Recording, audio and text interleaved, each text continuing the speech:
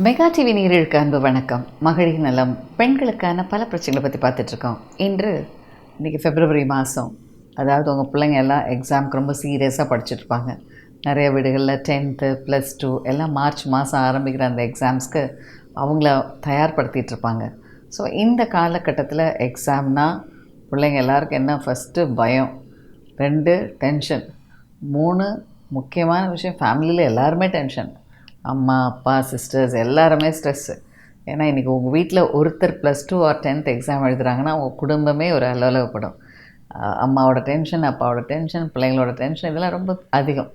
குறிப்பாக எக்ஸாமுக்கு தயாராகிற ஸ்டூடெண்ட்ஸோட மனசில் முதல்ல இருக்கிறதே பெரிய பயம். பயம்னா பேனிக். இது ரொம்ப ரொம்ப ரொம்ப ரொம்ப ஒரு முக்கியமான விஷயம். இந்த பேனிக் அப்படிங்கிறது ரொம்ப பயப்படுற விஷயம். ஸோ எக்ஸாமுக்கு பயப்படுறதுனால எந்த வித பிரயோஜனமும் இல்லை.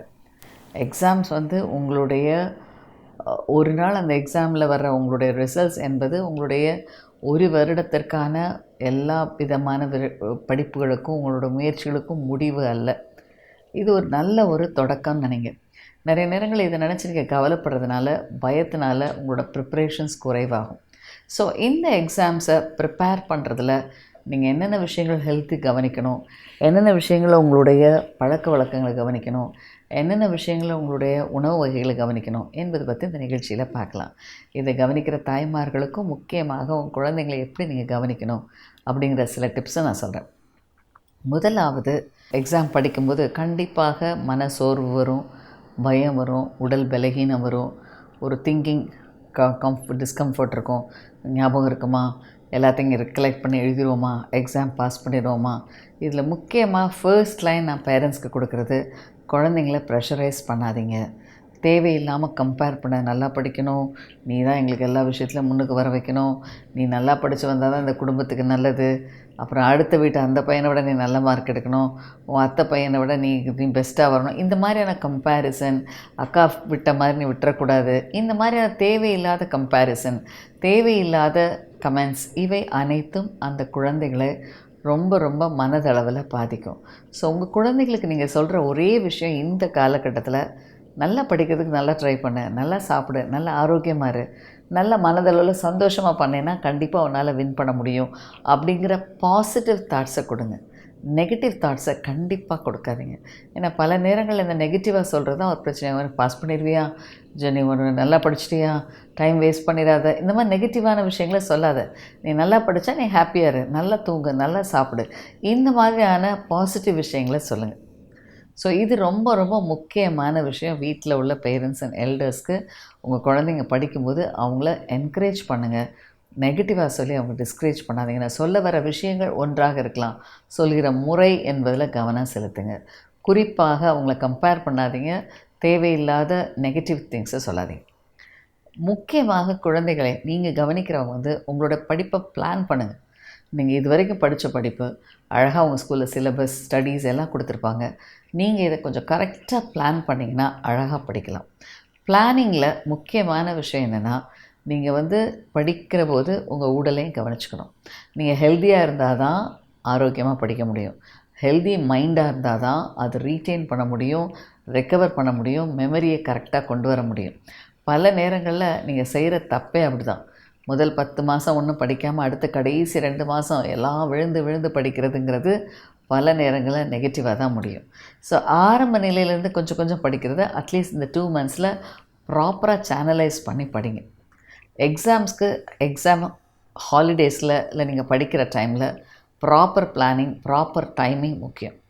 குறிப்பாக இந்த காலகட்டங்களில் உங்களுடைய உணவு வகைகளையும் ஆரோக்கியமான உணவுகளை எடுத்துக்கொள்வது மிக மிக முக்கியம். ஸோ ஒரு மைண்ட், இந்த படிப்பில் வர ஃபஸ்ட்டு திங்கிங்கே மைண்டு கான்சன்ட்ரேட் பண்ண முடியல, ஞாபகம் இல்லை அப்படின்னு சொல்கிறவங்களுக்குலாம் பார்த்திங்கன்னா அந்த மைண்ட் கிளாகிங் இருக்கும். ஏன்னா டூ மச் திங்ஸ் அவங்க படிச்சுட்டே இருக்கும்போது அந்த மைண்டோட நெட்வொர்க்ஸ் எல்லாம் கிளாக் ஆகி பய உணர்வு வரும். ஸோ முக்கியமாக இதற்கு அவங்க டைமிங்கை பிளான் பண்ணி படிங்க.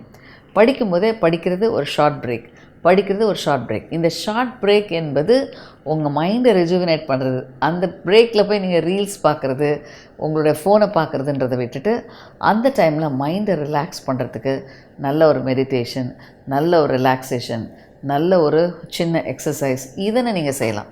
ஃபஸ்ட்டு வழிமுறை, நீங்கள் மைண்டை ப்ராப்பராக டைம் ட்ரைனிங் பண்ணணும். டைம் படி கரெக்டாக எழும்பணும், படிக்கணும், சாப்பிடணும், தூங்கணும். இதெல்லாம் ரொம்ப முக்கியம். நீங்கள் படிக்கிறத மட்டும் பண்ணிவிட்டு சரியாக தூங்குறதில்ல, சரியாக சாப்பிட்றதில்லைன்னா கண்டிப்பாக உங்கள் மைண்டு சரியாக ஒர்க் ஆகாது. ஏன்னா மைண்டுக்கு ஃபியூவல் தேவை, எனர்ஜி தேவை. அதே நேரத்தில் அந்த மைண்டை அதை ரெஜுவனேட் பண்ணுறதுக்கு, அதனுடைய நெட்வொர்க்ஸை ப்ராப்பராக இம்ப்ரெஸ் பண்ணுறதுக்கு அதுக்கு ஓய்வும் தேவை. ஸோ கண்டிப்பாக படிக்கிற குழந்தைகள் கண்டிப்பாக அவங்க ஒரு 6-7 ஹவர்ஸ் கண்டிப்பாக தூங்க வேண்டும். தூக்கம் என்பது முக்கியமாக அந்த மைண்டை ரிப்பேர் பண்ணி, மைண்டில் உள்ள செல்ஸை ரிஜுவனேட் பண்ணி, அதனுக்கு ஓய்வு கொடுத்து அந்த நெட்வொர்க்ஸ் எல்லாம் ப்ராப்பராக எஸ்டாப்ளிஷ் பண்ணும் பொழுது ஃப்ரெஷ்ஷாக இருக்கும் அடுத்து நீங்கள் படிக்கும்போது.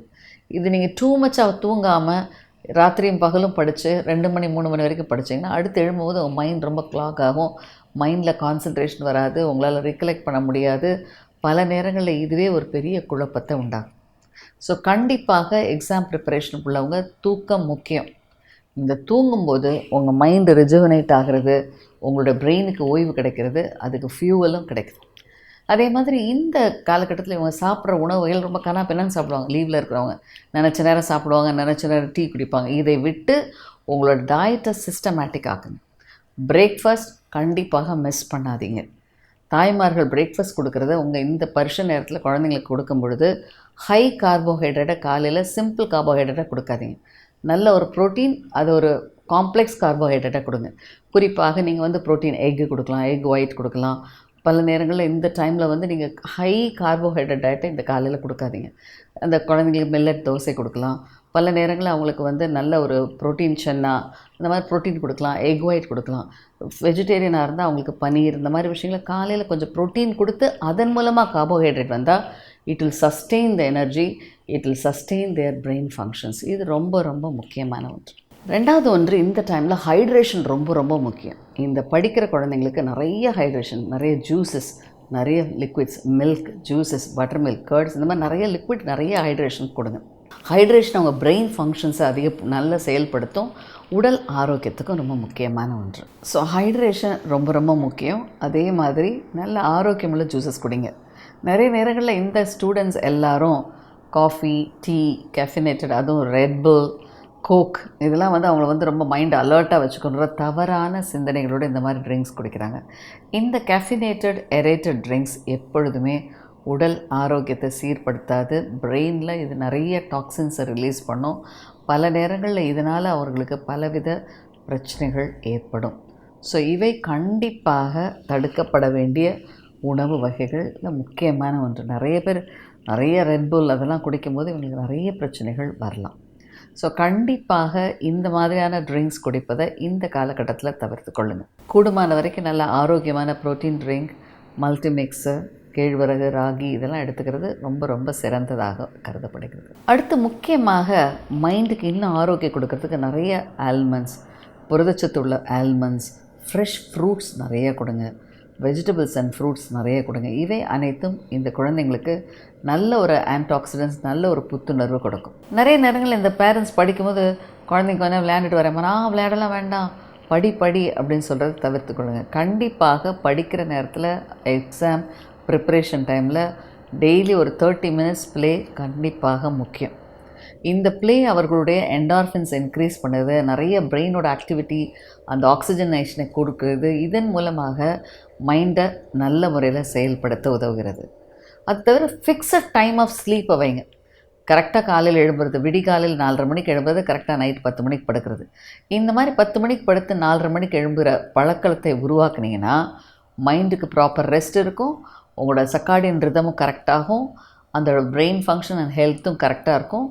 காக்னிட்டிவ் ஃபங்க்ஷன்ஸ்கிற நம்மளோட செயல்பாடு, அனுமானிக்கிற திறன், அதை கருத்தறிந்து பாகுபடுத்தி பார்க்குற திறன், மெமரி, ரீட்டைனிங், ரீப்ரொடியூஸ் பண்ணுறதெல்லாம் ரொம்ப கரெக்டாக இருக்கும். ஸோ கண்டிப்பாக எக்ஸாம் டைம்னாலும் சரி, எக்ஸாம் ப்ரிப்ரேஷன் டைம்னாலும் சரி, தேவையில்லாமல் ராத்திரி 2 மணி 3 மணி வரைக்கும் படிப்பதை தவிர்த்து கரெக்டாக 10:30 படுத்து காலைல 4:30க்கு எழும்புனீங்கன்னா 7 ஹவர்ஸ் ஸ்லீப் உங்களுடைய ஹெல்த்துக்கு கரெக்டான நாலேஜ் கொடுக்கும், கரெக்டான பிஹேவியரை கொடுக்கும். அடுத்து முக்கியமான விஷயம் எக்ஸசைஸ், உணவு சொல்கிறோம், ஓய்வு, தூக்கம்.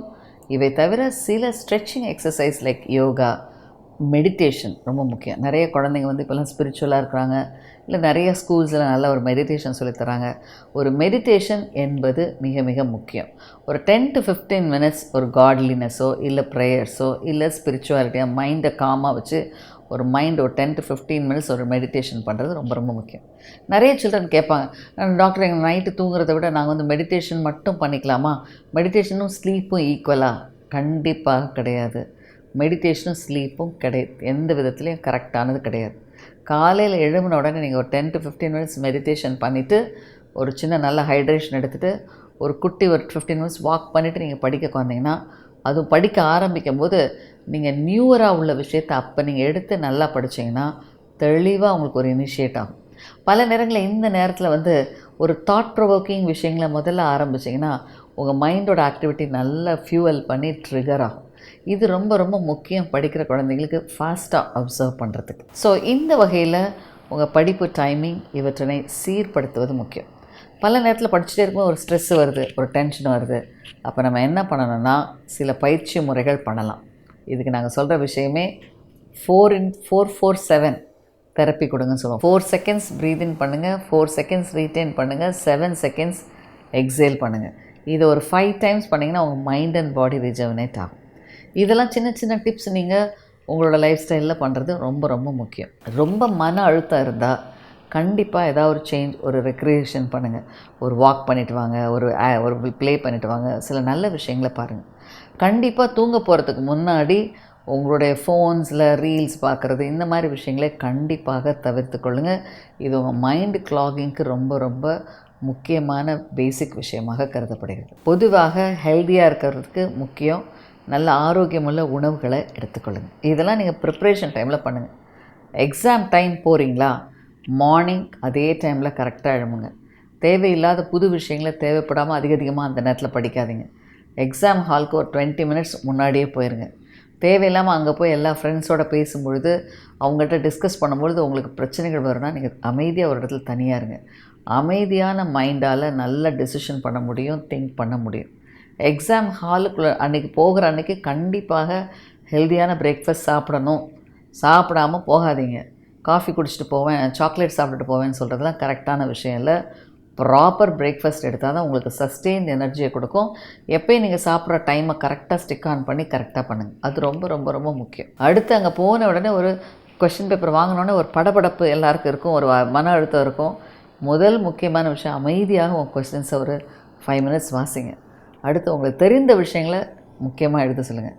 இதற்கு மேலே ரொம்ப படபடப்பாக இருந்தால் எல்லாத்தையும் ஒரு 5 நிமிஷம் அந்த exercise 4-4-7 4 minutes 4 seconds inhale, hold for 4 seconds, 7 seconds to exhale.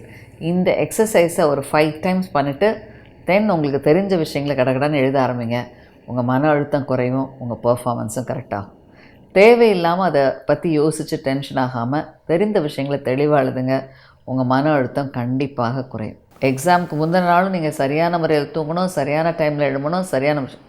நிறைய பேர் அந்த எக்ஸாம் டைம் லாஸ்ட் மினிட்டில் 2 மணி 3 மணி எழுதுகிறவங்க அடுத்த நாள் நிறைய டாப்பர்ஸ் ஃபெயிலியர் ஆகிறது, குறைந்த மதிப்பெண் எடுக்கிறது. இந்த மாதிரியான தவறான பழக்க வழக்கங்களால் தான் இது நிறைய நிலைகள் ஏற்படுது. ஸோ இதனை தவிர்த்து கொள்ளுங்கள். வருஷத்துக்கு முந்தின நாள் நல்ல ஓய்வு எடுத்து தெளிவாக வரும்போது நல்ல தெரிஞ்ச விஷயத்தை ரிகலெக்ட் பண்ணி எழுத கண்டிப்பாக உங்களுக்கு முடியும். எக்ஸாம் முடிஞ்ச பிறகு தேவையில்லாமல் அந்த நெகட்டிவ் கொஷின்ஸு, நெகட்டிவ் திங்ஸ் எல்லாம் பார்க்காதீங்க. அடுத்த எக்ஸாமுக்கு உங்களால் படிக்க முடியாது. அதுவே உங்கள் மன அழுத்தத்தை அதிகப்படுத்தும், தேவையில்லாத டிப்ரெஷன்ஸை உருவாக்கும், ஆங்ஸைட்டி உருவாக்கும். இதுவே நெகட்டிவாக அடுத்த எக்ஸாம்ஸை பாதிக்கும். ஸோ எக்ஸாம் போகிற குழந்தைகள் இந்த விஷயங்களை உங்கள் ப்ரிப்ரேஷனில் கவனிங்க. உணவு ஆரோக்கியமாக இருந்தால், உடல் ஆரோக்கியமாக இருந்தால், மனம் ஆரோக்கியமாக இருந்தால் உங்கள் எக்ஸாம்ஸ் தானாக வரும், விக்ட்ரி தானாக வரும். தேவையில்லாத குழப்பங்கள், பதட்டங்களை தவிர்த்து முறையாக உங்கள் லைஃப்பை பிளான் பண்ணி படிங்க. கண்டிப்பாக சக்ஸஸ் ஆவீங்க. நேயர்களே, உங்கள் பிரச்சனைகள், சந்தேகங்கள் எதுவானாலும் எழுதுங்கள். மகளிர் நலம் மெகா டிவி. உங்கள் கேள்விக்கான விடைகளை வருகிற நிகழ்ச்சியில் காணலாம். இந்த நிகழ்ச்சியின் முடிவில் ஒரு தொலைபேசி எண் வரும். அதுக்கு உங்கள் சந்தேகங்களை கடிதம் மூலமாகவும், இமெயில் மூலமாக, யூடியூப் மூலமாக விளக்கங்களை பெற்றுக்கொள்ளலாம். பாலியல் பிரச்சனைகளுக்கு தொடர்பு கொள்ள வேண்டிய எண் 9841266666. பெண்களுக்கான பிரச்சனைகளுக்கு 9500011696 மற்றும் 9150075236 தொடர்பு கொள்ளவும்.